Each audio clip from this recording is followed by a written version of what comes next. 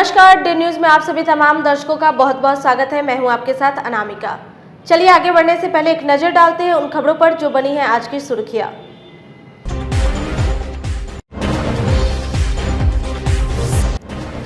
Muzaffarpur police के गिरफ्त में आया झारखंड का एक बड़ा शराब माफिया। बिहार के कई जिले में करता है शराब की सप्लाई। बोकारो में खोल रखी है विदेशी शराब की कई दुकानें।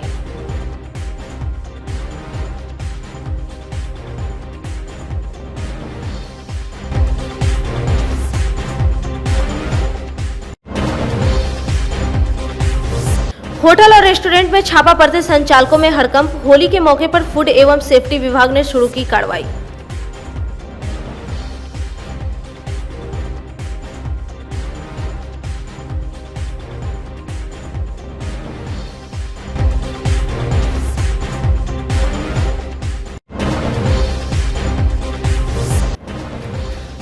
और विधानसभा घेराव करने जा रहे राजद कार्यकर्ताओं की पिटाई से भड़के युवा राजद के नेता। मुख्यमंत्री के पुतले को घसीटकर किया दहन।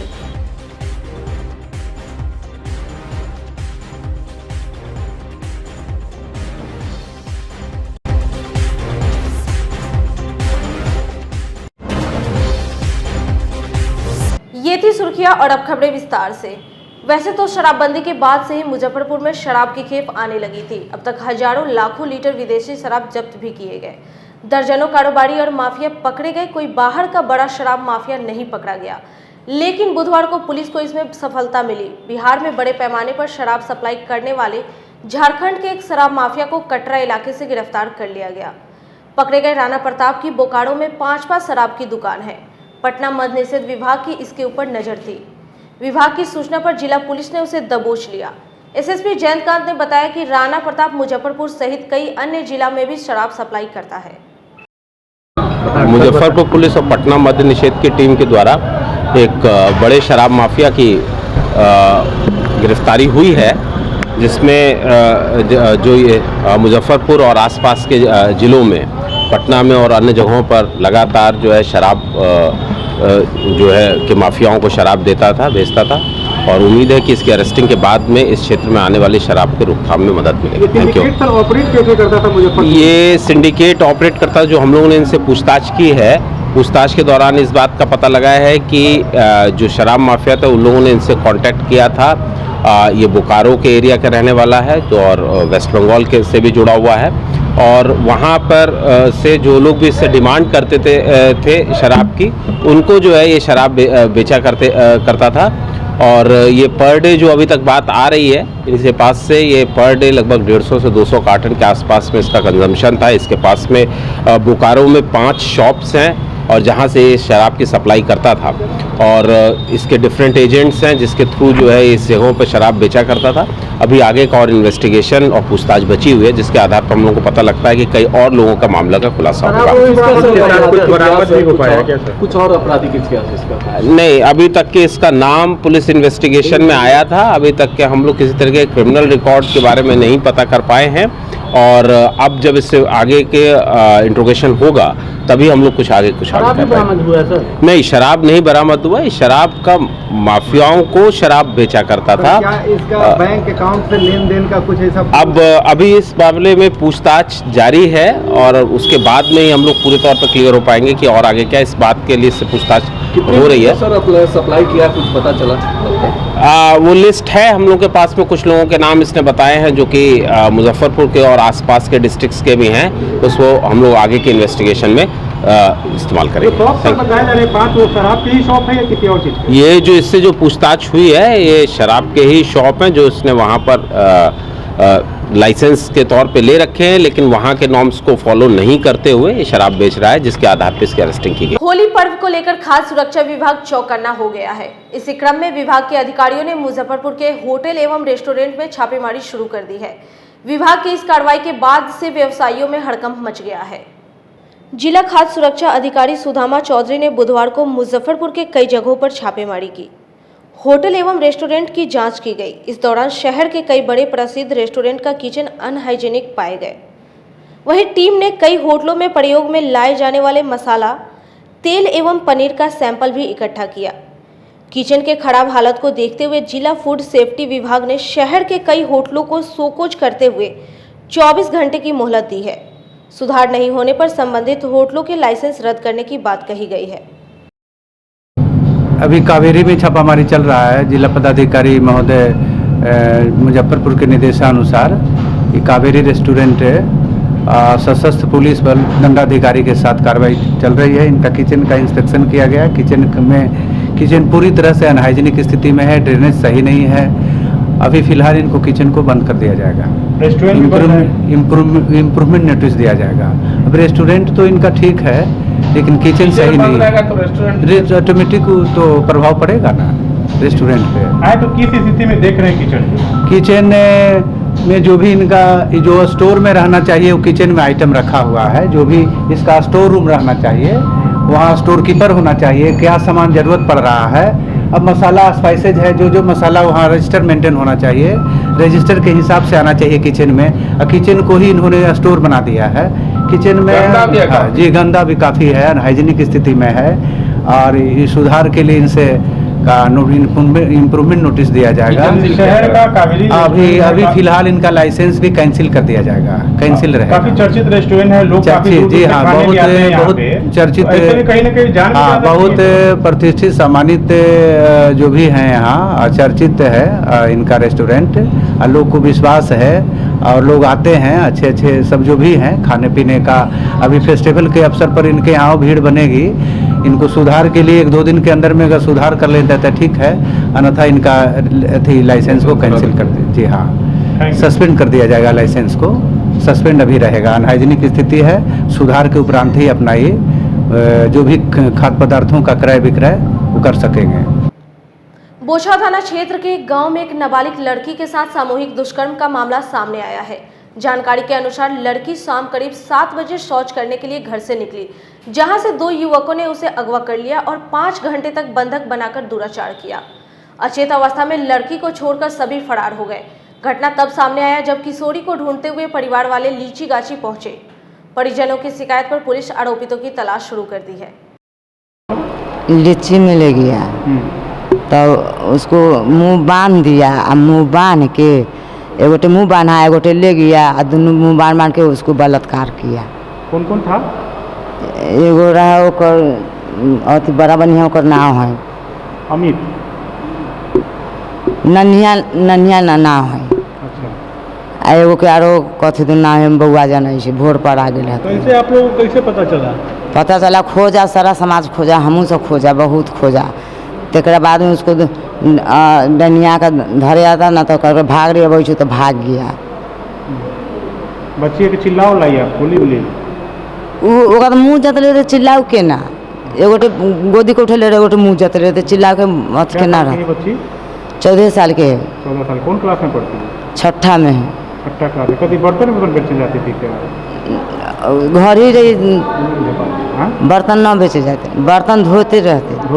अपने घर पे? अपने घर पर। अच्छा। 3 गो बर्तन सर धोए आ 3 गो धोए के रहा ना, मजे के रहा ना तो उ कर दिया, लेकर भाग गया। के बच्ची के हैं आप? माँ है। कब की घटना है? घटना कब? आई रात 7 बजे के। आज सवेरे 7 बजे? हाँ, रात में शाम 7 बजे। हाँ। घटना बोछा थाना का है और ये लड़की रात में बर्तन मैसने के लिए घर से बाहर गई थी, घर ही के पास में। और उसी के पास में इस 2 लड़का है, एक अमित कुमार, एगो अजय कुमार।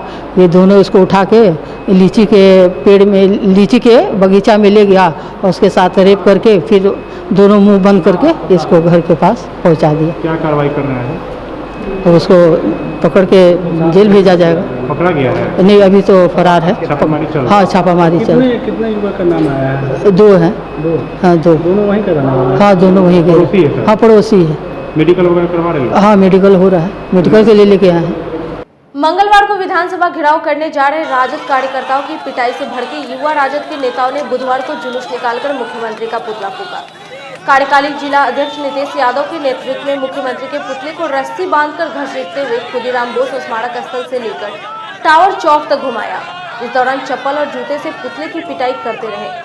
वहीं नेताओं ने कहा कि सरकार पूर्ण रूप से निर्कुंस हो गई है। यही कारण है कि विधानसभा में पुलिस और लाठी के बल पर बिल पास करवाने का काम किया।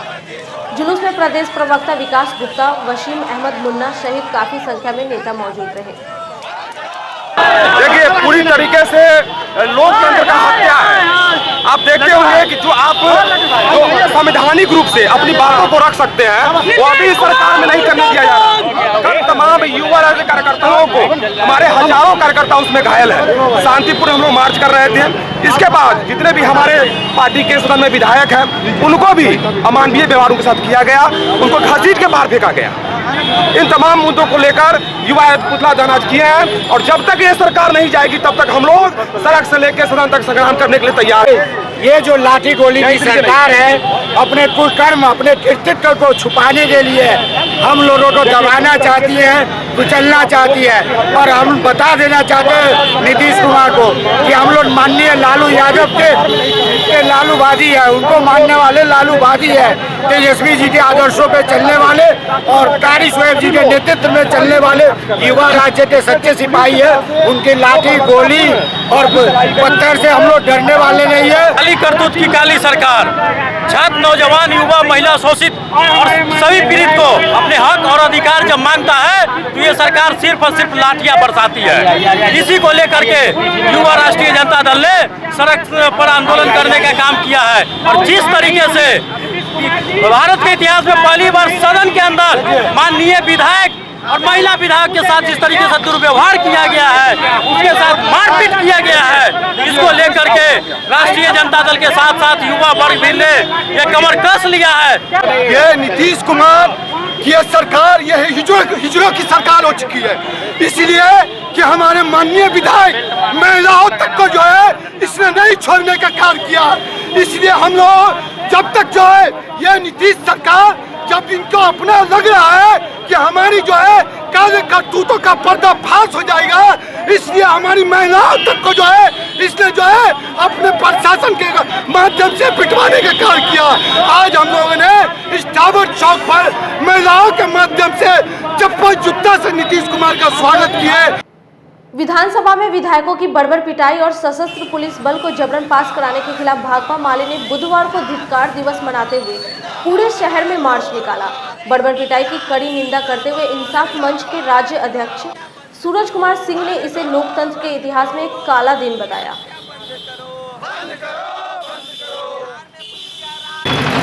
कल बिहार विधानसभा के अंदर, बिहार विधानसभा के संसदीय इतिहास के लिए ये काला दिन है। कल बिहार विधानसभा के अंदर सरकार के संरक्षण में वहाँ पर जमकर गुंडागर्दी की गई।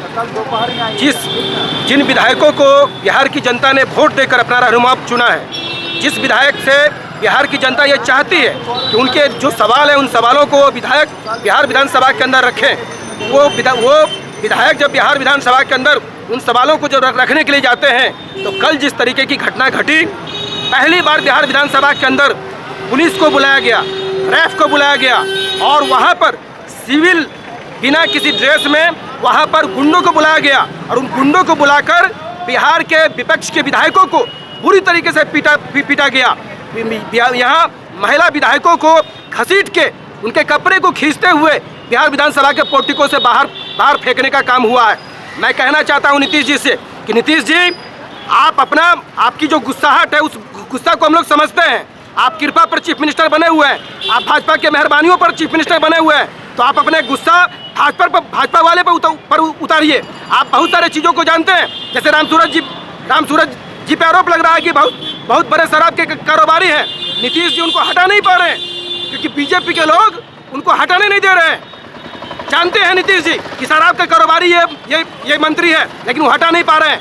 ये तो आप कहीं का गुस्सा कहीं क्यों उतर रहे हैं? आप नीतीश जी, आप बिहार की जनता ने जो वोट दिया है, बिहार की जनता से आपने जो वादे किए थे उन वादों को आप पूरा कीजिए। इस तरीके से बिहार विधानसभा के अंदर में गुंडागर्दी करके विधायकों पर हमला करवा के आप इस तरीके से सरकार नहीं चला सकते। आपकी सरकार नहीं चल सकती। इसलिए आज पूरे बिहार में ये धिक्कार दिवस का आयोजन किया गया है। कांग्रेस के जिला सह प्रभारी प्रवेश मिश्रा ने बिहार विधानसभा में हुए हंगामे के लिए सत्ता पक्ष को जिम्मेदार ठहराते हुए अलोकतांत्रिक बताया। बुधवार को जिला कार्यालय में आयोजित प्रेस वार्ता में उन्होंने बताया कि किसान कानून के खिलाफ गुरुवार को समरणालय में धरना दिया जाएगा, जिसमें जिला पर्यवेक्षक अमिता भूषण, प्रवेश कुमार मिश्रा एवं रूमा खान प्रदेश प्रतिनिधि के रूप में शामिल होंगे। प्रेस वार्ता के दौरान जिलाध्यक्ष अरविंद कुमार मुकुल सहित कई अन्य नेता मौजूद रहे। कांग्रेस नेताओं ने नए कृषि कानून को काला कानून बताते हुए कहा कि जब तक इसे वापस नहीं लिया जाता है तब तक आंदोलन रुकने वाला नहीं है। आज के आगमन का उद्देश्य स्पष्ट है। किसानों के खिलाफ जो केंद्र सरकार ने 3 काले कानून को ला करके देश में एक ऐसा संदेश दिया है जिसमें किसान परेशान हैं, हम उनके समर्थन में हैं और उसी समर्थन को स्पष्ट करते हुए हम कल जिला मुख्यालय पे बिहार के हर एक जिला में एक विरोध प्रदर्शन आयोजित हम लोग करने जा रहे हैं।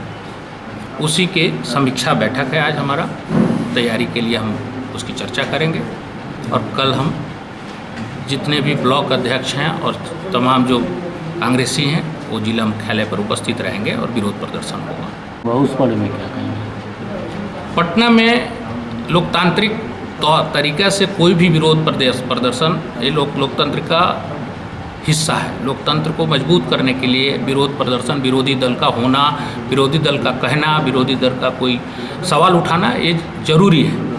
लेकिन विधानसभा के अंदर जिस तरह से विरोधी नेताओं के ऊपर बल प्रयोग कराया गया, बाहरी पुलिस को भेजा गया, अंदर के मार्शल के होते हुए बाहर के फोर्स को घुसा करके विधायकों को पीटा गया, महिलाओं के साथ बदतमीजी की गई, ये घोर निंदनीय है। ये सुशासन सरकार की कलई खोलने के लिए काफ़ी है। जिस आंदोलन से निकले थे नीतीश बाबू और तमाम ऐसे देश के नेता हैं जो आंदोलन से ही निकल के बड़े हुए हैं, वैसे लोग आंदोलन को अगर दबाने का प्रयास करें, वैसे लोग जो लोकतंत्र के मूल्य को ख़त्म करने का प्रयास करें, तो इससे ज़्यादा। रंगों का त्योहार होली को लेकर तैयारी जोरों पर है। बाजार भी सज गए हैं, लेकिन इन दिनों यह बाजार सूने पड़े हैं। बाजार में होली की तैयारी को लेकर दुकानों पर कोरोना संक्रमण का असर दिख रहा है। बीते वर्षों के मुताबिक थोक व्यापारी से रिटेल व्यापारी इस वर्ष आधा ही सामान उठा रहे हैं। जिन मार्केटों के पास रोजाना लोगों की भीड़ लगी रहती थी वह इन दिनों खाली पड़े हैं। बाजार में खरीदारी को दुकान पर सामान खरीदने वाले की भीड़ उमड़ी रहती थी, जिसमें यहाँ पैदल चलने वाले लोगों को भी मुश्किलें होती थी। होली को लेकर दुकानें तो सजी है, लेकिन ग्राहक नहीं पहुँच रहे हैं, जिसमें व्यापारियों में मायूसी है। होली पर शहर के रिटेल व्यापारी 15 से 20 दिन पूर्व होलसेल पर सामान उठा लेते थे। इस बार कोरोना के चलते वह आधा ही माल उठा रहे हैं। बीते साल जो व्यापारी 30,000 का माल खरीद कर ले जाते थे, वह केवल इस वर्ष 12,000 का ही माल ले जा रहे हैं। इससे थोक व्यापारियों को भी नुकसान उठाना पड़ रहा है। शहर के प्रमुख कपड़ा व्यवसायी भगवान लाल महतो का कहना है कि कोरोना के डर से लोग बाजारों में खरीदारी करने से कतरा रहे हैं, जिसका सीधा असर व्यापार पर पड़ता नजर आ रहा है। बिल्कुल एकदम कोई जान नहीं है बाज़ार में, जिसका कई कारण है। एक तो लोगों के पास में पैसा का अभाव है, पैसा किसी के पास नहीं है। मार्च महीना है, इनकम टैक्स वगैरह फिर लोगों का कटता है, या व्यापारी वर्ग हो या फिर जो नौकरी करने वाले लोग हो, सभी लोगों का इनकम टैक्स कटता है। लोगों के पास पैसा नहीं है। और कहीं भी आप देखिए पूरे शहर में घूम करके कहीं होली पर्व नाम का पहले इतना था कि होली 1 महीना पहले से लोग मनाता था, फगुआ लोग गाता था और जगह जगह होली का हुड़दंग होता था। होली के लोग खूब अबीर गुलाल पहले से चलता था। लेकिन ऐसा तो अभी 3-4 दिन बचा हुआ होली में, कहीं कोई ऐसा कारोबार में क्या बहुत बुरा तरीके से पिट रहा है। कारोबार पूरी पिट गया, किसी के पास पैसा ही नहीं है। आप देखिए ना, सामान्य दिनों से भी कम। एक तो ये लोगों का पैसा नहीं है, दूसरा कि कोरोना का भय जो है ये लोगों को काफ़ी अंदर से भयभीत किए हुए है कि किस समय क्या हो जाएगा। तो उससे भी लोग भयभीत है, सशंकित है। लोग बाज़ार में आने से कतरा रहे हैं। जिनके पास पैसा है वो आने से कतरा रहे हैं, जिनके पास नहीं है वो तो है ही नहीं है। तो इसलिए होली पर बोल करके होली का किसी प्रकार का कोई मार्केटिंग नहीं है, कोई बाज़ार में मूवमेंट नहीं है, कहीं कोई किसी भी चीज़ के दुकान में कोई ग्राहक नहीं है। व्यापारी वर्ग परेशान है। दुकानें ग्राहकों से भरी रहती थी, आज खाली नजर आ बिल्कुल रही हैं। हाँ। तो व्यापारियों को कितने का नुकसान हो रहा होगा इसमें? व्यापारी काफ़ी परेशानी में है। जो हम लोग देखिए बैंक से लोन लिए हुए हैं, बैंक से लोन का ब्याज चल रहा है, मकान मालिक का किराया चल रहा है, इसमें अभी हम लोग को लाखों रुपया इनकम टैक्स देना पड़ रहा है। ये कई तरह की परेशानी है हम लोगों को। और उसमें भी 14-15 कर्मचारी है, उसका वेतन है, बिजली है, जनरेटर है, सबको समय से भुगतान करना पड़ता है। काफ़ी परेशानी है। मतलब व्यापार बुरी तरह से प्रभावित है। जो मझला व्यापार है और जो छोटा मोटा व्यापार है, हम लोग जैसे व्यापार जो छोटे व्यापारी हैं बहुत बुरी तरह से हम लोग परेशान हैं। अब हम लोग किसको कहेंगे? हर तरह से मौसम का मार, प्राकृतिक आपदा का मार, पैसे का दिक्कत का मार हम सब व्यापारियों को झेलना पड़ता है। बहुत बुरी तरह का मैंने स्थिति बन गया हुआ है। लोगों को अपना प्रतिष्ठा बचाना बहुत मुश्किल हो गया हुआ अभी। कमरा मोहल्ला स्थित नवाब मोहम्मद तकी खान सिया वक्फ स्टेट की जमीन पर पुराने खेसरा पर वहां धारा 144 और 145 लागू करने और पूर्व मुतवल्ली सैयद असगर हुसैन और उसकी पत्नी से जुड़े सभी संपत्ति की खरीद बिक्री पर प्रतिबंध लगाने की मांग करते हुए कमरा मोहल्ला सिया मस्जिद के इमाम सैयद मोहम्मद काजिम सबीब ने बुधवार को अपने समर्थकों के साथ जोरदार प्रदर्शन किया। मौलाना का कहना है कि वक्फ स्टेट की 7.5 बीघा जमीन में फिलहाल मात्र 4 बीघा बच गई है। 3.5 बीघा जमीन को भूमाफियाओं ने बेच दिया। असल प्रोटेस्ट आज इस वजह से ऊपर है कि बार बार 10 साल से हम लोग इस बात के ऊपर अपनी मांग रख रहे हैं कि जो वक्फ की ज़मीन है वो कम से कमतर होती चली जा रही है, पूरे मुजफ्फरपुर में क्या पूरे बिहार में। और हम इस बात की तवज्जो शिया वक्फ बोर्ड को और अपने सरकार को दिलवाना चाहते हैं कि जो हमारी वक्फ की ज़मीन वक्फनामे और डीड में है वो हमें वापस की जाए।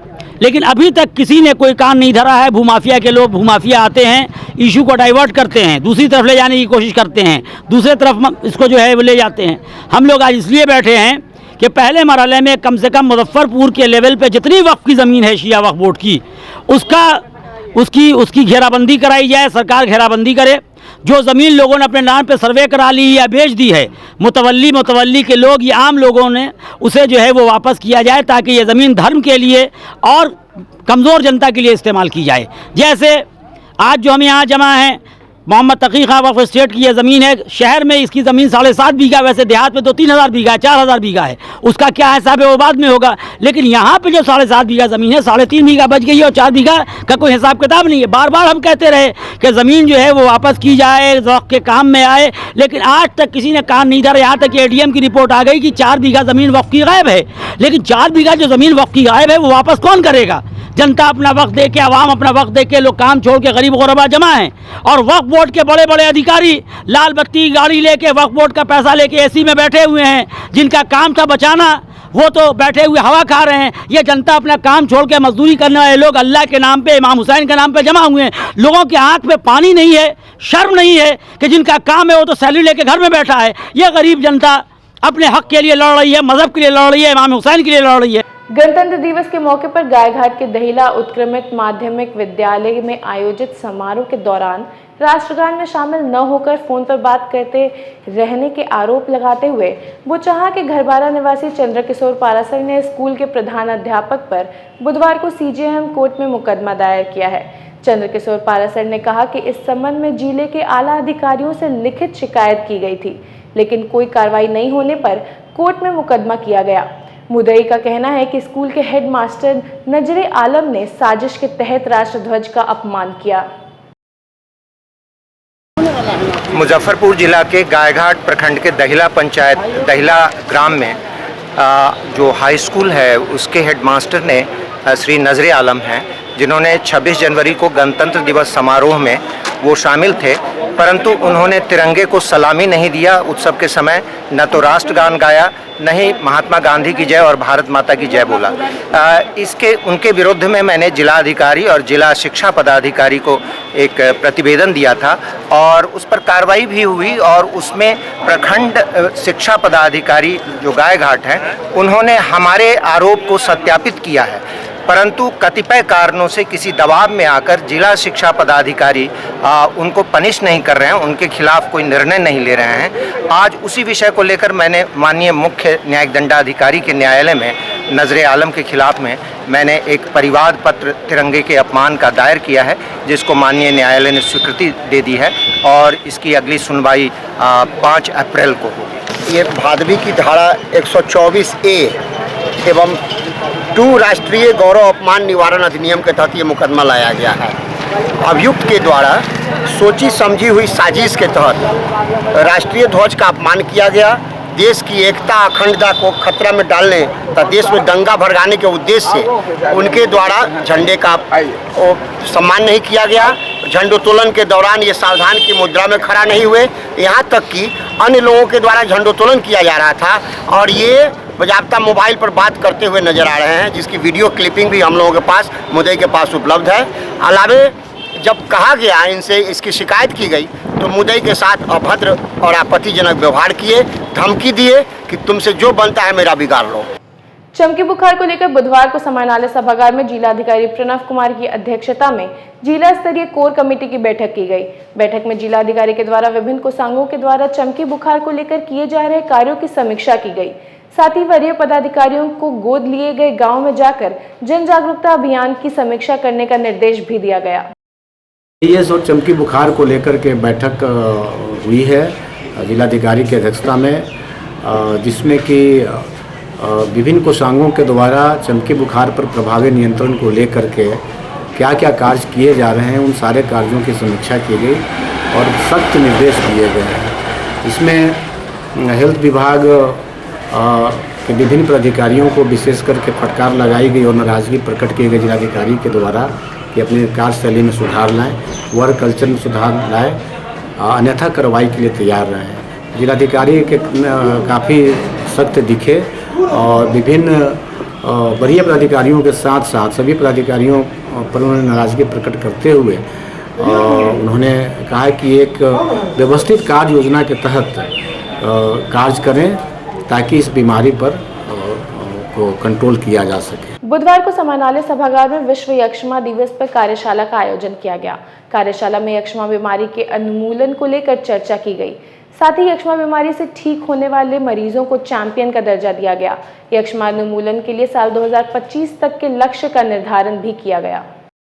विश्व यक्ष्मा दिवस पर टीबी बीमारी के उन्मूलन के लिए तथा तमाम अन्य बिंदुओं पर चर्चा के लिए कार्यशाला का आयोजन किया गया डीडीसी के अध्यक्षता में।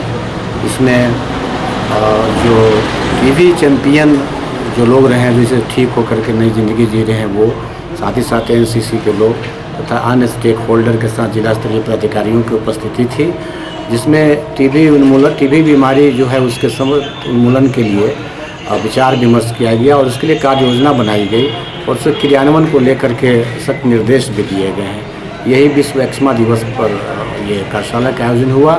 तो ये सरकार का ये संकल्प है कि 2025 तक टीबी बीमारी को जड़ से समाप्त कर देना। बुधवार को काशी विश्वनाथ की तर्ज पर बाबा गरीबनाथ का भस्म से महाश्रृंगार किया गया।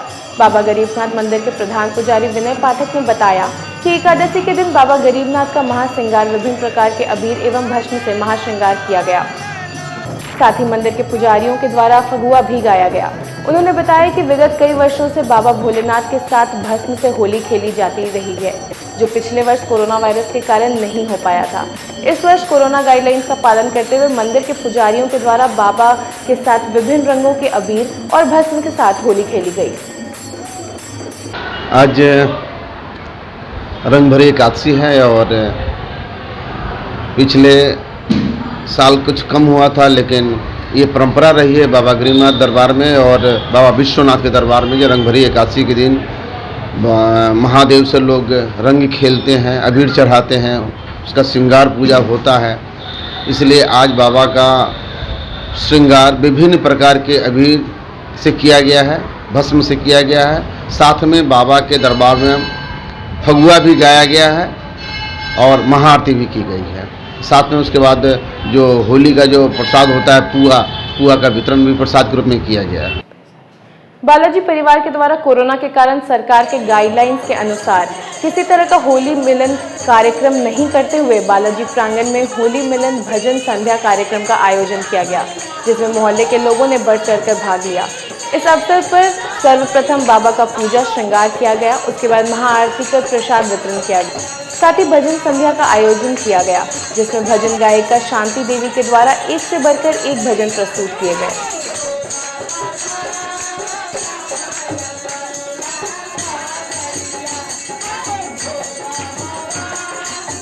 आज बालाजी परिवार द्वारा बालाजी हनुमान मंदिर पर एक कोरोना के कारण किसी तरह का बृहद कार्यक्रम नहीं करके होली के अवसर पर भजन संध्या का कार्यक्रम का आयोजन कर बालाजी परिवार ने एक मैसेज देने का काम किया है कि जब तक कोरोना है उससे बचने के लिए हम लोगों को सामूहिक होली नहीं खेलना चाहिए, सरकार के द्वारा निर्धारित गाइडलाइन को मानना चाहिए। इसीलिए किसी तरह का बड़ा कार्यक्रम नहीं करते हुए भजन संध्या का कार्यक्रम आयोजित किया गया है, जिसमें मोहल्ला के आसपास की महिलाओं बड़ी संख्या में शामिल होकर इस कार्यक्रम को सफल बनाया और ये मैसेज देने का काम किया है कि होली मिलन समारोह सूखे और फूलों से लोग होली खेले और कोरोना जाने के बाद फिर पारंपरिक ढंग से होली खेले। यही मैसेज बालाजी परिवार पूरे शहर को देना चाहती है। बुधवार को बालूघाट के राम जानकी मंदिर में चल रहे 7 दिवसीय श्रीमद् भागवत कथा और ज्ञान यज्ञ का समापन फूलों की होली के साथ हुआ। महंत राजेश कुमार दास ने बताया कि भागवत कथा वाचक आचार्य पवन जी महाराज के द्वारा 18 मार्च से 7 दिवसीय ज्ञान यज्ञ का शुभारंभ किया गया था। साथ ही श्रीमद् भागवत कथा कही जा रही थी, जिसका समापन भगवान कृष्ण के साथ होली खेलकर किया गया। भागवत कथा का जो 18 मार्च से लेकर 24 मार्च तक चला है, आज होली मिलन भी हुआ है और इनका समापन भी हो रहा है। भगवान कृष्ण के साथ आप लोगों ने होली खेली? भगवान के साथ हम लोग ने होली खेला आज, है ना। श्री राम जानकी मंदिर अखाड़ा घाट का, है ना। आज की खबरों में फिलहाल इतना ही। कल फिर मिलेंगे कुछ नए खबरों के साथ। तब तक के लिए हमारे डे न्यूज़ परिवार को दीजिए इजाजत। नमस्कार।